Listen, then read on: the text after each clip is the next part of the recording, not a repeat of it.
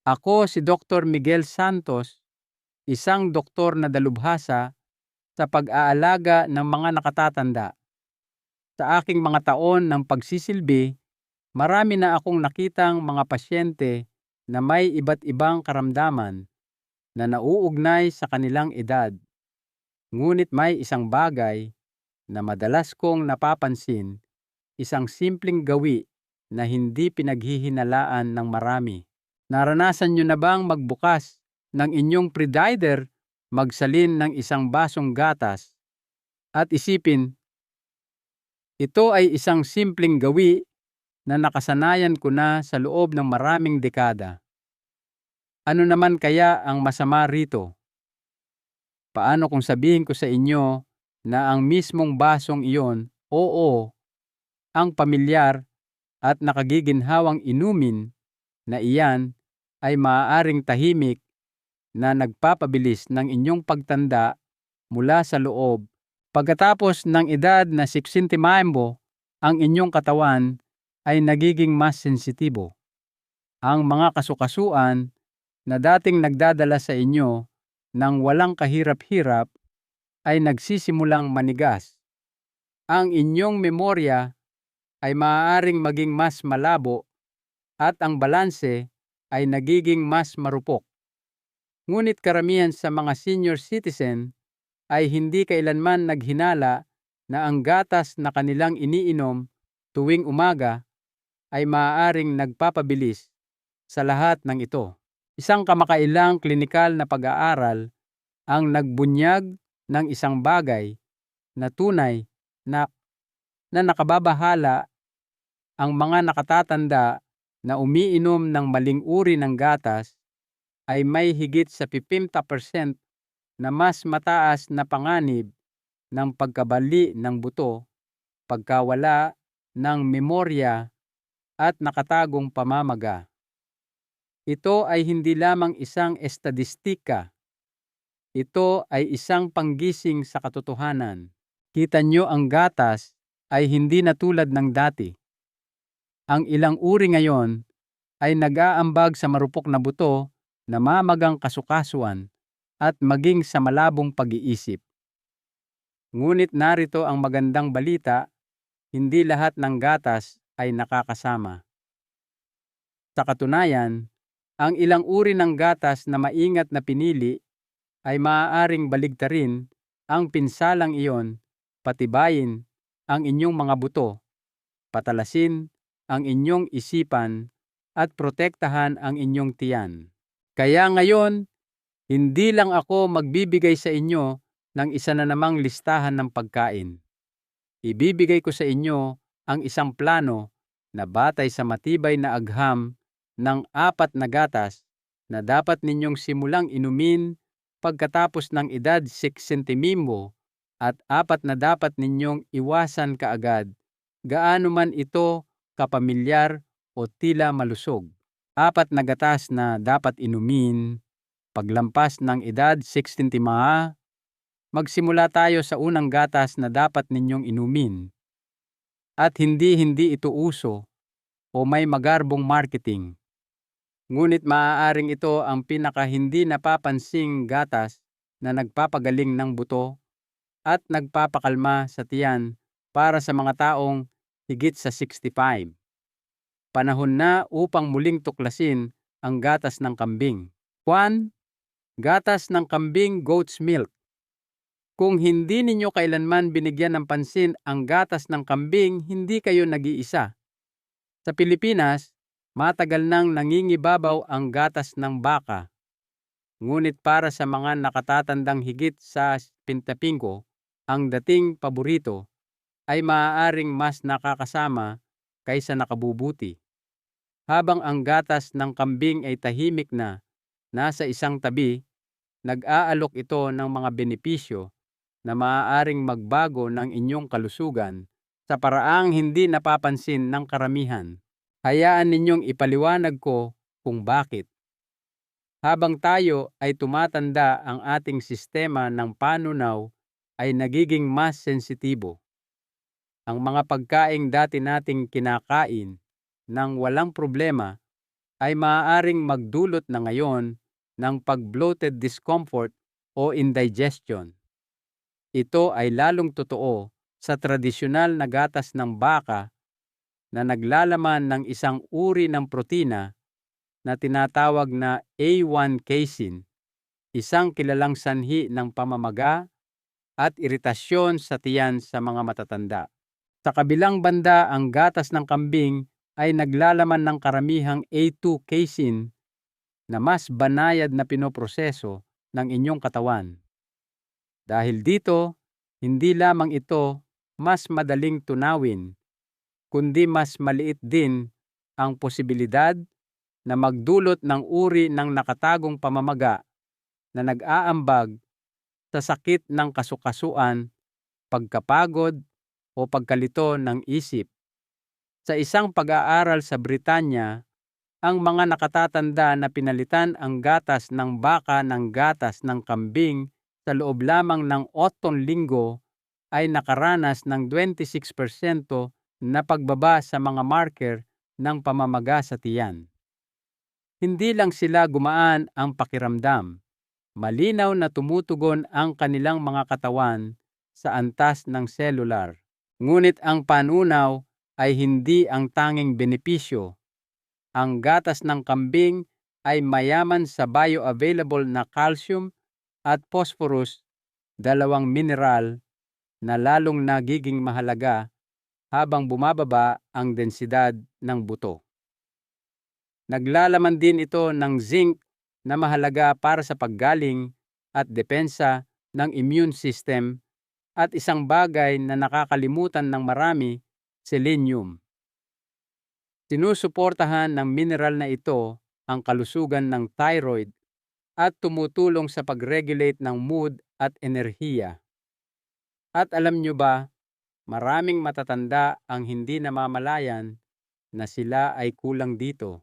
Kung kayo o ang isang mahal sa buhay ay nahihirapan na manatiling aktibo, maiwasan ang pagkahulog o gumaling mula sa mga minor na sakit, ang kombinasyong ito ng mga sustansya ay maaaring gumawa ng malaking pagbabago. Marahil ay may nagtatanong, hindi ba mahirap hanapin ang gatas ng kambing? Hindi naman. Maraming mga natural food store at ilang malalaking supermarket na ngayon ang nagbebenta nito. Siguraduhin lamang na piliin ang mga pasteurized at full-fat na version na walang dagdag na pampalasa o asukal.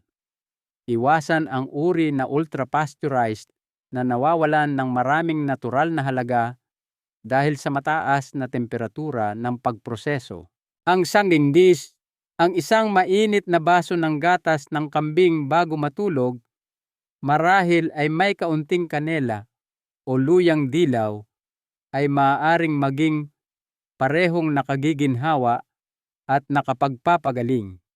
O ibuhos ito sa inyong umagahang oatmeal.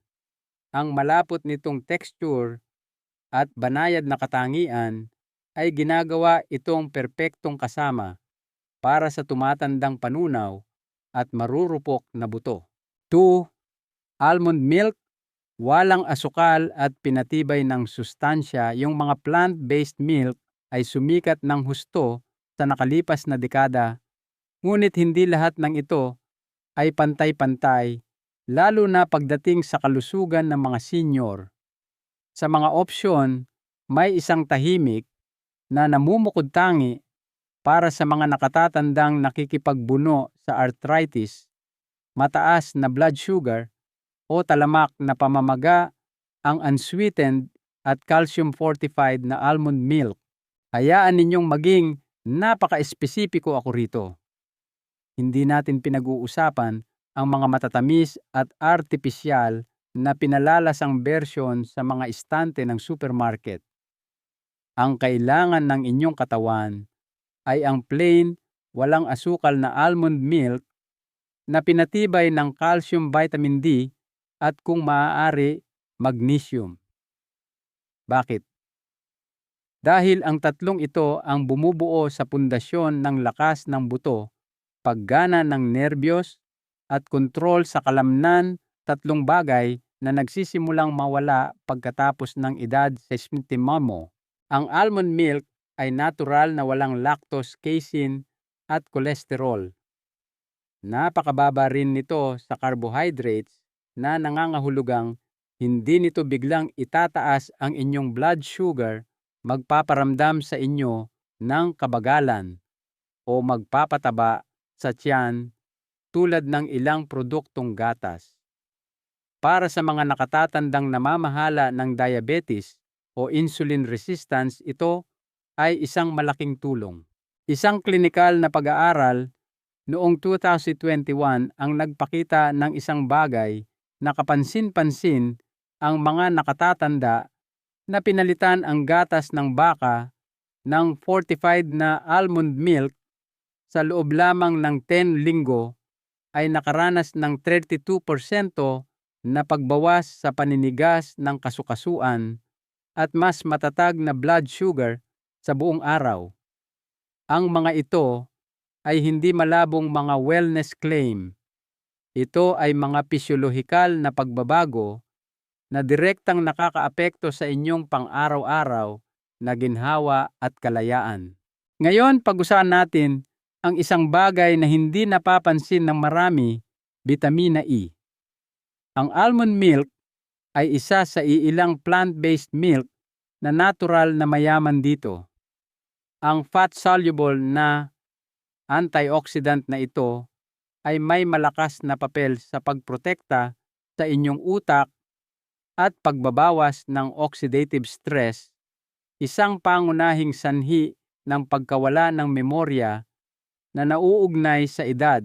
Minsan nagkaroon ako ng pasyente, isang 71 taong gulang na babae na nagngangalang Aling Dolores na nakakaranas ng mga unang senyales ng pagkalito ng isip. Hindi naman nakababahala, ngunit kapansin-pansin. Hindi namin binago ng husto ang kanyang dieta. Idinagdag lang namin ang almond milk sa kanyang breakfast smoothies kasama ang blueberries at flaxseed. Pagkaraan ng 6 na buwan, ang kanyang mga pagsusulit sa memorya ay nagpakita ng bahagya, ngunit nasusukat na pag-unlad. At higit sa lahat, mas naramdaman niya na siya ay bumalik sa dati niyang sarili.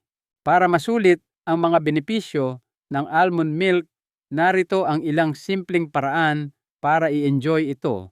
Ihalo ito sa mga smoothie na may mga prutas na anti-inflammatory tulad ng berries o kiwi. Gamitin ito sa oatmeal o chia pudding na may kanela at ilang walnuts para sa dagdag na suporta sa utak.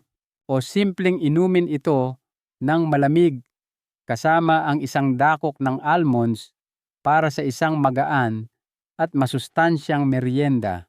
At tandaan, suriin ang label. Gusto ninyo ng walang asukal, pinatibay ng calcium at mas mainam kung may dagdag na vitamina D at magnesium. Iwasan ang mga brand na may dagdag na asukal gums o pampalapot na maaaring mag-alis ng lahat ng kabutihan. 3. Kefir. Ngayon, hayaan ninyong ikwento ko ang tungkol sa isang gatas na hindi talaga gatas sa tradisyonal na kahulugan, kundi isang buhay na regalo para sa inyong tiyan-buto at maging sa inyong utak. Ang pangalan nito ay kefir. Kung hindi ninyo pa ito nasubukan, hindi kayo nag-iisa. Maraming mga senior ang hindi pa o napagkakamalan itong yogurt. Ngunit iba ang kefir. Ginagawa ito sa pamamagitan ng pag-ferment ng gatas gamit ang mga live bacterial cultures, at ang fermentation na iyon ay nagbubukas ng isang antas ng nutrisyon na lalong mahalaga pagkatapos ng edad 65. Narito kung bakit. Habang tayo ay tumatanda, ang ating kalusugan sa tiyan ay nagiging mas marupok. Ang pagkakaiba-iba ng mabubuting bakterya sa sistema ng panunaw ay natural na nababawasan. Maaari itong humantong sa constipation, mas mahinang immunity, at maging sa mga pagbabago sa mood at memorya. Ngunit binubuhay muli ng kefir ang mga bakteryang iyon sa loob ng inyong katawan.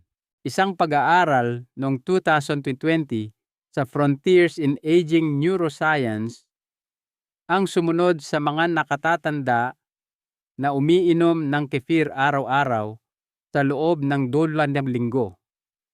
Ang mga resulta ay kapansin-pansin, isang 33% na pagpapabuti sa pagkakaiba-iba ng gut flora, mas mahusay na koordinasyon, mas matatag na balanse, at marahil ang pinakanakakatuwa, isang 25% na pagtaas sa pagsipsip ng bitamina D. Ito ay kritikal dahil ang bitamina D ay isa sa pinakamahalagang sustansya para sa pag-iwas sa pagkahulog at pagprotekta sa inyong mga buto. At hindi pa diyan natatapos. Ang kefir ay natural na mayaman sa calcium, phosphorus, magnesium at pinakamahalaga, bitamina K2. Iyang huli ito ang susi na nagsasabi sa inyong katawan kung saan dapat ipadala ang calcium. Kung walang sapat na K2 ang calcium, ay maaaring mapunta sa inyong mga ugat sa halip na sa inyong mga buto na nagpapataas ng panganib sa mga isyu sa puso habang iniiwang marupok ang inyong kalansay. Minsan ay ginamot ko ang isang 67 taong gulang na lalaki na nagngangalang Mang Harold. Paulit-ulit siyang nagkakaroon ng pulikat sa kalamnan at sinabihan ng mga kaibigan na ang dairy ang salarin. Ngunit nang ilipat namin siya mula sa tradisyonal na gatas patungo sa plain unsweetened na kefir, may nagbago. Sa loob ng 1 buwan, naging mas maayos ang kanyang panunaw at tumigil ang paninigas ng kanyang mga binti sa gabi. Mas mahimbing na siyang natutulog at mas may kumpiyansang naglalakad. Tumutulong din ang kefir na pagaanin ang pamamaga, lalo na ang uri na sumisira sa mga kasukasuan at nagpapalabo ng inyong pag-iisip. Ang mga live culture sa kefir ay nagre-regulate ng mga immune signal na pinapakalma ang tahimik na apoy sa loob ng inyong katawan na hindi man lang alam ng karamihan sa mga senior na nagliliyab. Kaya paano ninyo ito dapat i-enjoy? Pumili ng unsweetened na kefir na gawa sa whole milk at siguraduhing binabanggit sa label ang live active cultures. Uminom ng isang maliit na baso sa umaga o sa tanghalian o ihalo ito sa blackberries at giniling na chia seeds para sa isang makapangyarihang almusal. Isipin ang kefir hindi bilang isang inumin, kundi bilang isang pang-araw-araw na dosis ng lakas at balanse, lalo na kung ang panunaw o koordinasyon ay mas mahirap na kaysa dati. Pora, gatas na A2 milk. Sa karamihan ng mga tao, ang A2 milk ay mukhang eksaktong katulad ng regular na gatas na kanilang kinalakihan. Parehong kulay, parehong karton, parehong malapot na lasa. Ngunit huwag magpalinlang. Ang pagkakaiba ay mas malalim at para sa isang taong higit sa isitisedo, ang pagkakaibang ito ay maaaring mga hulugan ng mas kaunting sakit sa kasukasuan, mas matalas na memorya, at mas matibay na buto. Ating himayin ito. Ang tradisyonal na gatas ng baka ay naglalaman ng protina na tinatawag na A1 beta-casein. At bagamat hindi ito nakakaapekto sa lahat sa parehong paraan, sa maraming matatanda, nagdudulot ito ng pamamaga hindi lamang sa tiyan, kundi pati na rin sa mga kasukasuan balat at maging sa utak. Ang proteinang ito ay naiugnay sa mga pag-aaral sa digestive discomfort paninigas at malabong pag-iisip, mga sintomas na inaakala ng maraming senior na bahagi lamang ng pagtanda. Ngunit ang A2 milk, wala itong A1 na protina. Naglalaman lamang ito ng A2 beta-casein, isang mas banayad na bersyon na mas kayang hawakan ng inyong katawan, lalo na kapag bumagal na ang panunaw at tumaas ang pagiging sensitibo dahil sa edad. Noong 2021, nag-publish ang mga mananaliksik ng isang randomized na pag-aaral sa European Journal of Clinical Nutrition.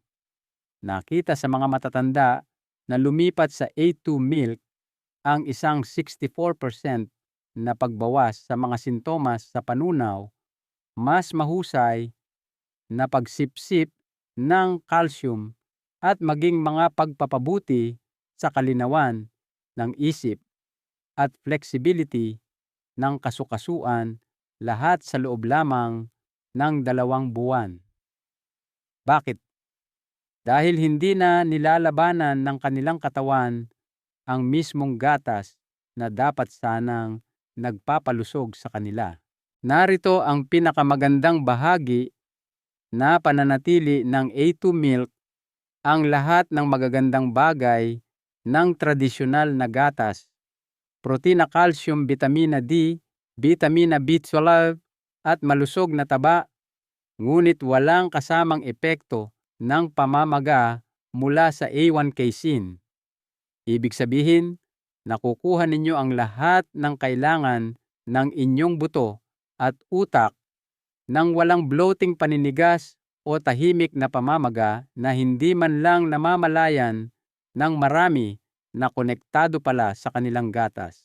Naaalala ko ang isang babaeng nagngangalang Aling Eileen, 68 taong gulang, masigla at laging aktibo. Ngunit lumapit siya sa akin dahil sa sakit sa tuhod, hindi regular na pagdumi at palaging pagkapagod. Walang dramatikong nangyari, isang mabagal at tuloy-tuloy na paghina lamang. Nang suriin namin ang kanyang dieta, ang tanging malaking pagbabago na ginawa namin ay ang paglipat niya mula sa conventional na gatas patungo sa A2 whole milk.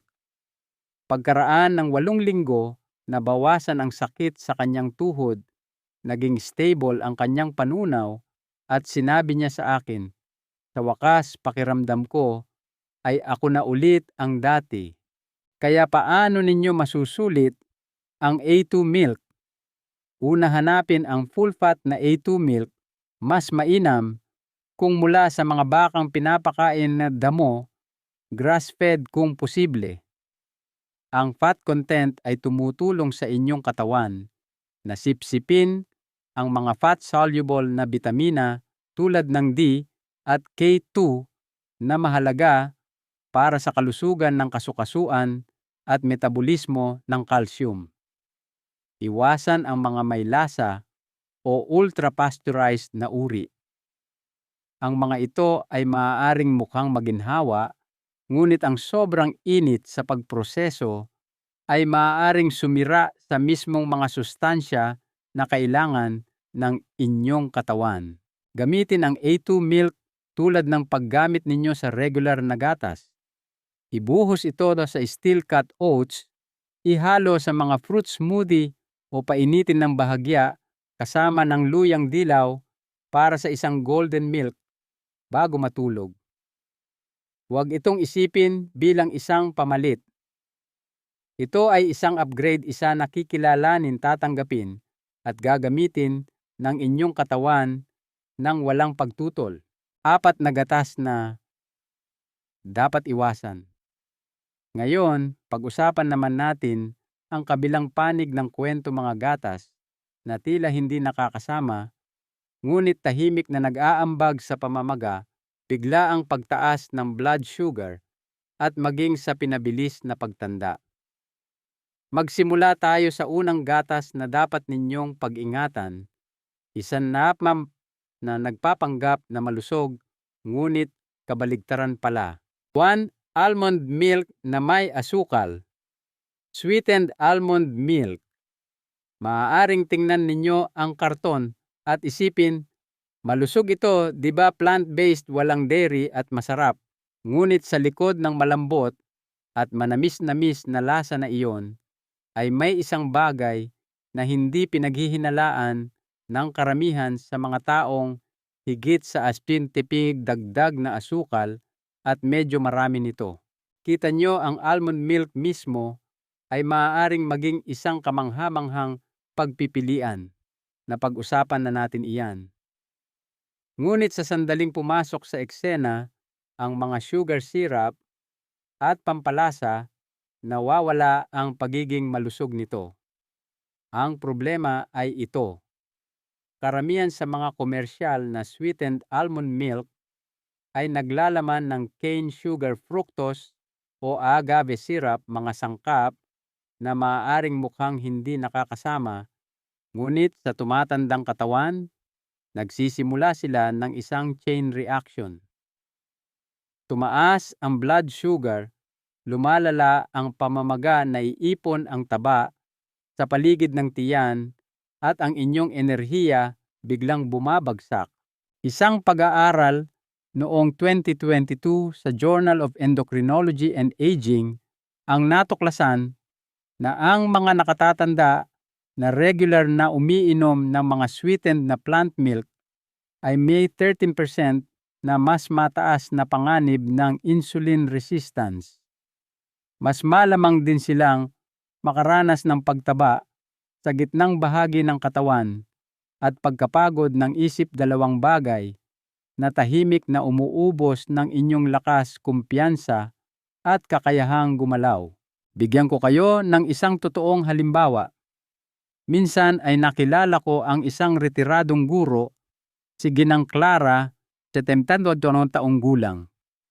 Lumipat siya mula sa gatas ng baka patungo sa almond milk sa pag-aakalang makakatulong ito sa kanyang arthritis at presyon ng dugo. Ngunit patuloy siyang pumipili ng vanilla-flavored sweetened almond milk dahil sabi niya, mas masarap kasi. Sa kasamaang palad, sa paglipas ng panahon, lumala ang sakit ng kanyang kasukasuan at ang kanyang fasting glucose ay umabot sa pre-diabetic range. Nang palitan namin ang karton na iyon ng isang unsweetened calcium fortified na version, hindi lamang naging stable ang kanyang blood sugar, kundi gumaan din ang pakiramdam ng kanyang mga tuhod sa loob ng ilang linggo. Narito ang hindi napagtatanto ng marami. Karamihan sa mga sweetened almond milk ay naglalaman lamang ng 2% na almonds. Ang natitira ay tubig, pampalapot, artipisyal na pampalasa at asukal. Hindi kayo umiinom ng almonds. Umiinom kayo ng isang processed na inumin na may ilusyon ng kalusugan. At para sa mga matatanda na mayroon ng mas mabagal na metabolismo ng asukal at mas mataas na insulin sensitivity, ang ilusyon na iyon ay maaaring maging mapanganib. Ang sweetened almond milk ay maaaring maging banayad sa lalamunan, ngunit ang ginagawa nito pagkatapos ninyong inumin ay hindi banayad, lalo na sa inyong pancreas, kasukasuan at memorya. Kaya pakiusap, kapag pumipili ng almond milk, basahing mabuti ang label. Kung ang asukal ay isa sa unang 3 sangkap, ibalik ninyo ito.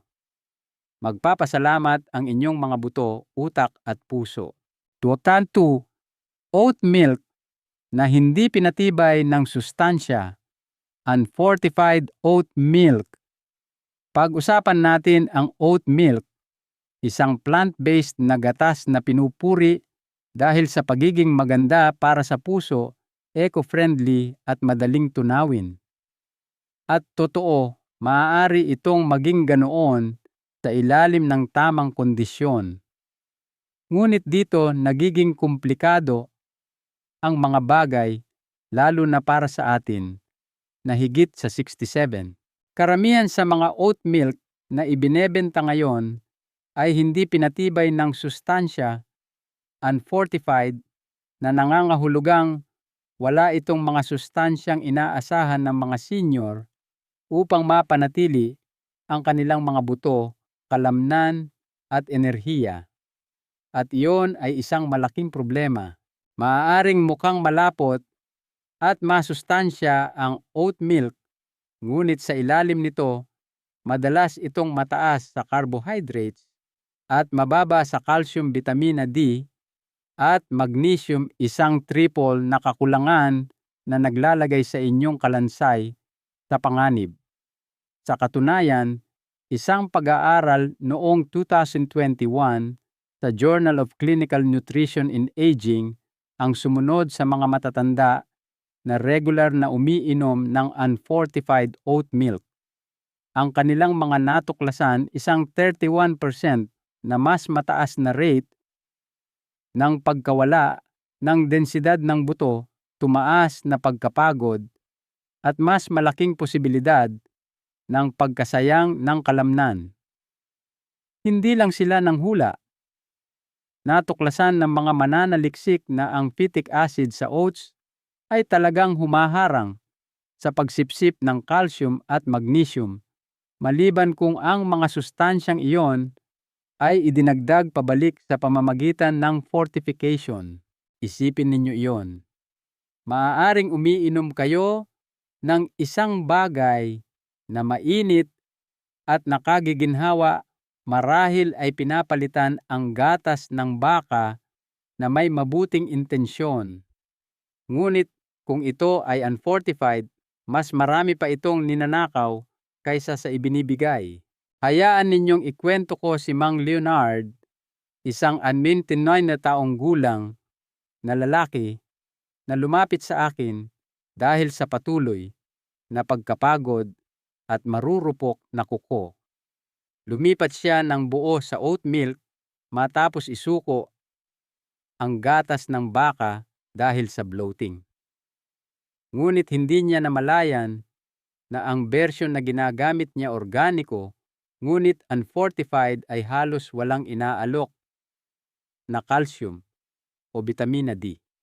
Ang kanyang mga lab test ay nagpakita ng borderline deficiency at ang kanyang DEXA scan ay nagpakita ng mga unang senyales ng pagnipis ng buto.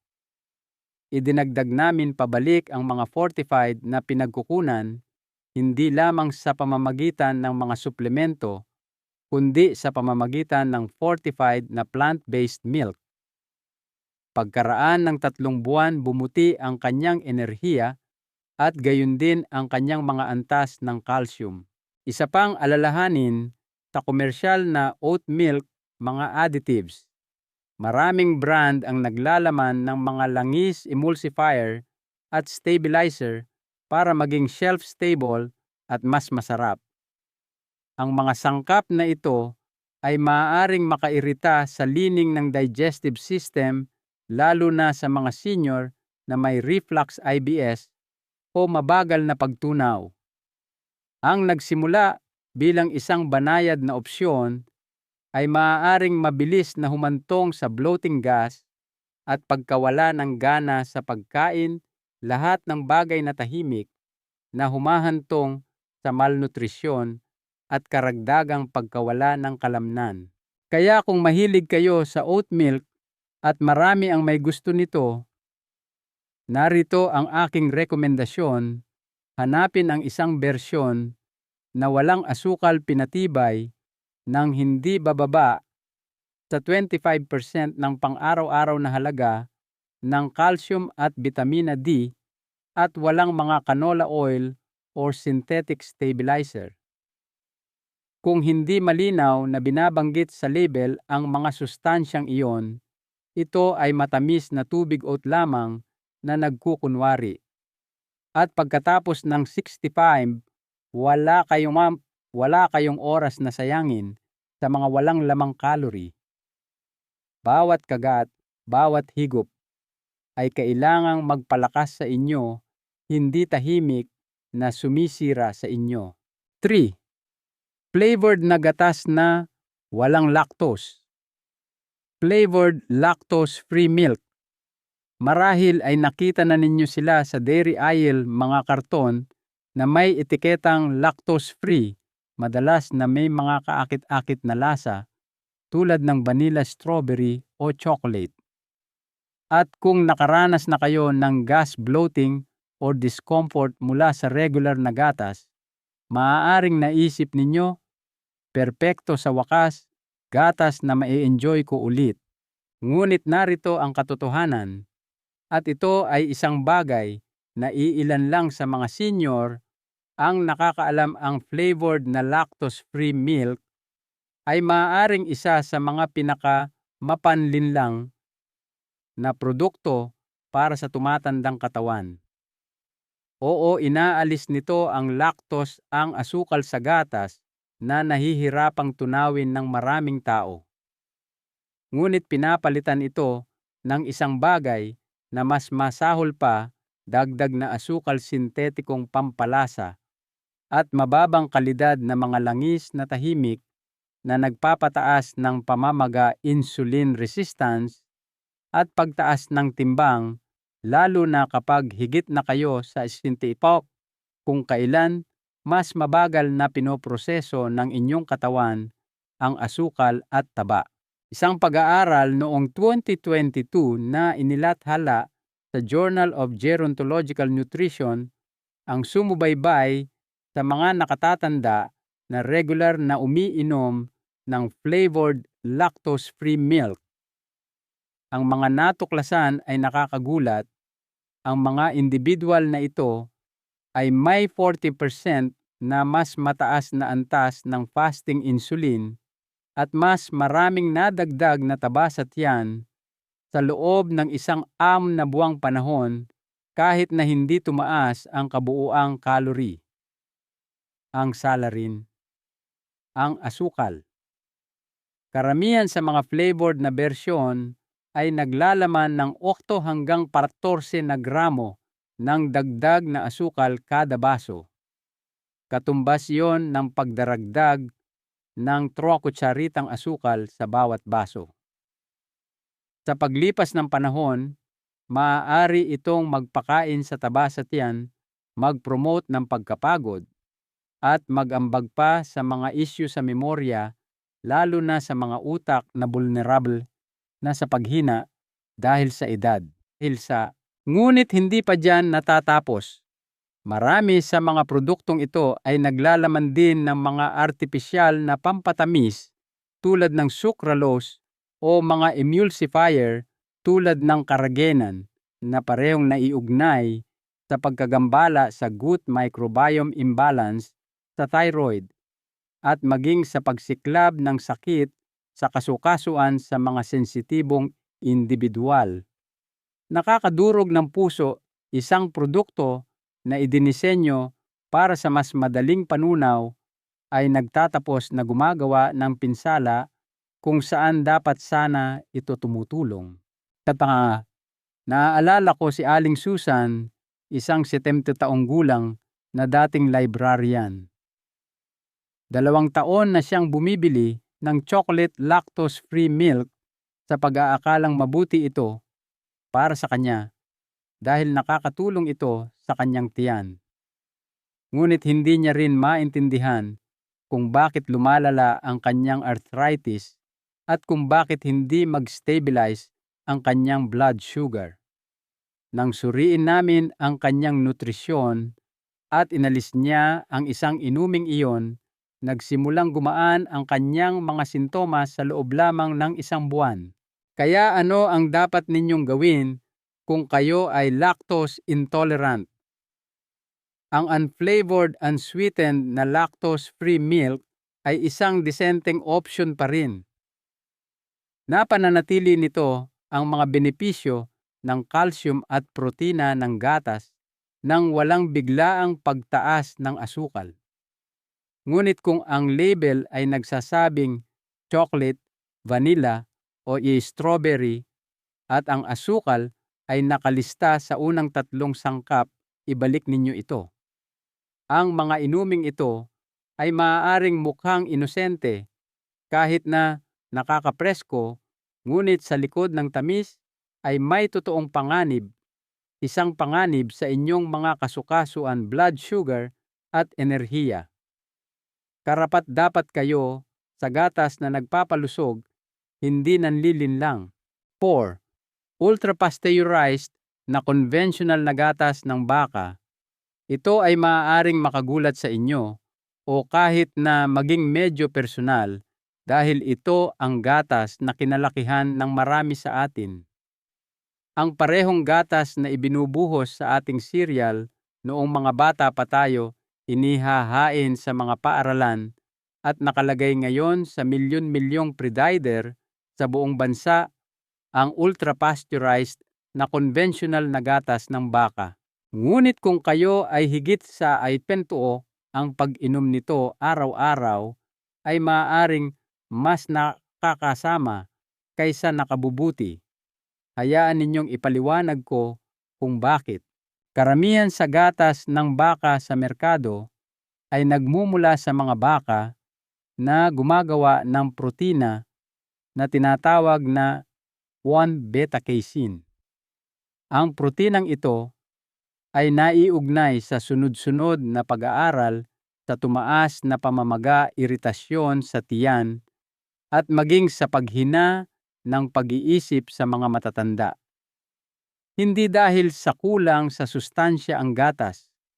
Ito ay dahil ang inyong katawan sa yugtong ito ng buhay ay hindi na ito kayang iproseso sa parehong paraan. Isang klinikal na pagsubok noong 2020 sa American Journal of Clinical Nutrition ang natuklasan na ang mga nakatatanda na umiinom ng iron na gatas araw-araw ay may 32% na mas mataas na antas ng pro-inflammatory markers, mas mabagal na oras ng reaksyon at mas maraming paninigas ng kasukasuan kumpara sa mga uminom ng A2 milk. Ngunit lumalala pa ito. Ang ultra-pasteurization, isang proseso na ginagamit upang pahabain ang shelf life, ay nagpapainit sa gatas sa napakataas na temperatura, mahigit 138 degrees Celsius. Sinisira nito ang marami sa mga natural na enzyme at binabago ang istruktura ng mga protina na ginagawa itong mas mahirap tunawin. At para sa mga senior na mas mababa na ang stomach acid at mas mabagal ang panunaw, maaari itong humantong sa gas bloating at mahinang pagsipsip ng sustansya. At nariyan pa ang pinagmulan. Karamihan sa gatas na ito ay nagmumula sa mga pang-industriyang sakahan kung saan ang mga baka ay maaaring tratuhin ng mga growth hormone, antibiotic at pinapakain ng mga butil na GMO. Ang mga bakas ng mga kemikal na ito ay madalas na napupunta sa huling produkto. Sa paglipas ng panahon, ang mga residue na iyon ay maaaring maipon sa inyong katawan na nakakagambala sa balanse ng hormone, nakakalito sa inyong immune system at nagpapahina sa inyong mga buto. Isang malaking pag-aaral sa Europa ang natuklasan na ang mga matatanda na umiinom ng konbensyonal na gatas ng baka sa malalaking halaga ay may mas mataas na rate ng pagkabali, mas maraming oxidative stress sa dugo, at mas maikling telomeres na isang biolohikal na senyales ng pinabilis na pagtanda. Naaalala ko si Mang Peter, 69 taong gulang, ipinagmamalaki ang kanyang matibay na ugat sa pagsasaka at tapat sa whole milk. Hindi niya ito kailanman kinuwestiyon. Ngunit nang pag-usapan namin ang paglipat sa A2 milk at pag-alis ng ultra-pasteurized na gatas ng baka, nag-aalangan siya. Gayunpaman, sinubukan niya ito. Pagkaraan ng 2 buwan, bumuti ang kanyang panunaw, nabawasan ang sakit ng kanyang mga tuhod sa umaga, at inamin niya, "Akala ko, kalokohan lang lahat ito, pero may nagbago." At iyon ang punto. Minsan ang inaakala nating normal ay lipas na lamang. Nagbabago ang ating katawan. Ang gumana noong 25 anyos tayo ay hindi laging gumagana sa 2 o 70, at ang pagkapit sa pamilyar na pulang at puting karton ay maaaring tahimik na nagpapasiklab sa sakit ng kasukasuan, mga isyu sa panunaw, at maging sa mga problema sa memorya. Kaya narito ang aking rekomendasyon: basahin ang label. Kung nakasulat dito na ultra-pasteurized o kung hindi nito tinukoy ang E2 protein, malamang na ito ang konvensyonal na uri at maaaring oras na upang lumipat.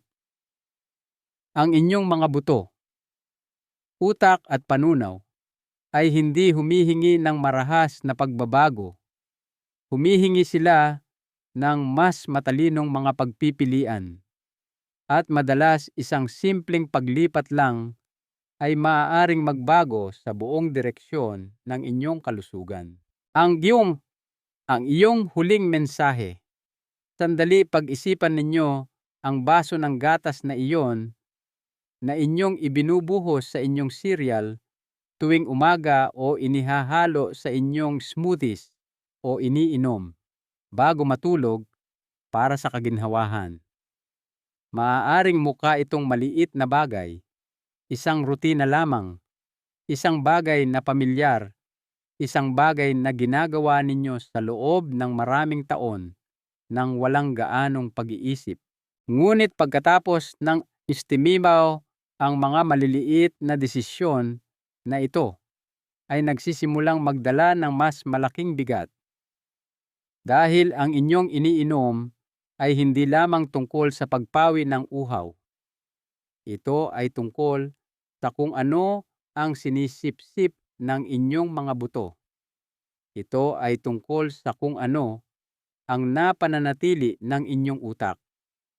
Ito ay tungkol sa kung ang inyong mga kasukasuan ay namamaga o nananatiling flexible, kung ang inyong tiyan ay magaan at masigla o bloated at mabagal. At ang gatas, maniwala man kayo o hindi, ay nakakaapekto sa bawat isa sa mga sistemang iyon. Nakita natin ngayon na hindi lahat ng gatas ay nilikhang pantay-pantay. Ang ilang uri tulad ng gatas ng kambing, fortified almond milk kefir, at A2 whole milk ay nagpapalusog sa inyo sa mas malalim na antas. Sinusuportahan nila ang densidad ng buto, binabawasan ang pamamaga, pinapakain ang tiyan ng mga palakaibigang bakterya, at pinapagaan ang pasanin sa inyong tumatandang sistema ng panunaw. Ang ang iba, sweetened na plant milk, unfortified na oat milk flavored na lactose-free na opsyon, at lalo na ang ultra-pasteurized na A1 na gatas ng baka ay tahimik na nagnanakaw mula sa inyo. Maaaring masarap sila o pamilyar ang pakiramdam, ngunit sa loob ng inyong katawan, pinapakain nila ang mismong mga problema na nilalabanan ng napakaraming matatanda: pagkapagod, pagbagsak ng blood sugar, paninigas ng kasukasuan, pagkawala ng memorya. Ito ay hindi lamang mga katotohanan sa kalusugan. Ito ay mga katotohanan sa buhay. At ang pinakamakapangyarihang katotohanan ay ito: hindi kayo walang kapangyarihan. Bawat pagpili na gagawin ninyo simula ngayon ay maaaring humubog sa mga araw, mga taon at kalayaan na nasa inyong hinaharap. Nakipagtulungan ako sa daan-daang matatanda sa paglipas ng mga taon. Ang ilan ay pumasok sa aking opisina na bagsak ang loob, pagod, kumbinsido na ang sakit at kahinaan ay bahagi lamang ng pagtanda. Ngunit nang gumawa kami ng mga pagbabago kasing simple ng pagpapalit ng isang gatas, sa isa pa, nagsimula silang mapagtanto ang isang malalim na bagay. Ang pagtanda ay hindi maiiwasan, ngunit ang pagdurusa hindi iyon ang iyong kapalaran. Kaya ngayon, tanungin ang inyong sarili, ano ang nasa loob ng inyong pre-diaper ngayon? Ano ang kinukuha ninyo nang hindi nag-iisip?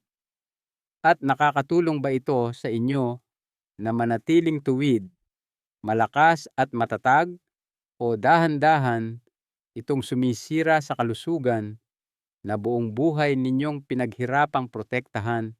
Bilang inyong doktor, narito ang isang mahalagang aral sa buhay na nais kong iwan sa inyo. Ang katawan ninyo ay parang isang hardin. Ang mga pagkaing inilalagay ninyo rito ay ang mga buto.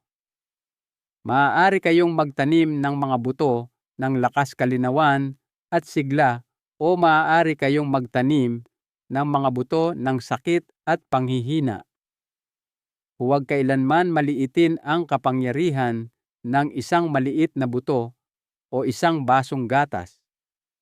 Nasa inyong mga kamay ang pag-aalaga sa inyong hardin. Kung binuksan ng video na ito ang inyong mga mata, kung ito ay nagpatigil sa inyo kahit sandali, gusto ko sanang humingi ng isang maliit na pabor. Pindutin ang like button, hindi para sa akin, kundi para mas maraming tao na higit sa 60 ang makahanap ng mensaheng ito. Mag-subscribe para sa mas marami pang mahabagin at batay sa agham na mga kaalaman na iniakma para sa inyo ang nakatatanda na nais pa ring umunlad. At pakiusap ibahagi ang video na ito sa isang taong pinapahalagahan ninyo, isang kapitbahay, isang kapatid, isang kaibigan sa simbahan. Hindi ninyo alam, ang isang share na iyon ay maaaring maging simula ng pagbabago para sa kanilang kalusugan. At kung meron kayong sariling karanasan sa gatas, mabuti man o masama, sabihin sa amin sa mga komento sa ibaba. Binabasa ko sila, binabasa sila ng iba, at ang inyong kwento ay maaaring ang bagay na makakatulong sa iba na sa wakas ay gumawa ng pagbabago. Hindi kayo nag-iisa sa paglalakbay na ito.